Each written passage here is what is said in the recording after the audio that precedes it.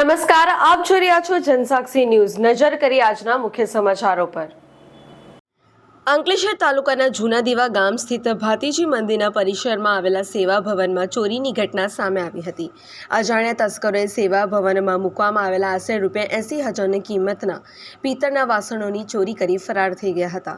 મંદિર ટ્રસ્ટના વહીવટદાર મનુભાઈ સિરવીએ આ બનાવ અંગે પોલીસ ફરિયાદ નોંધાવી હતી। ફરિયાદના આધારે અંકલેશ્વર એ ડિવિઝન પોલીસે ગુનો દાખલ કરી તપાસ હાથ ધરી હતી।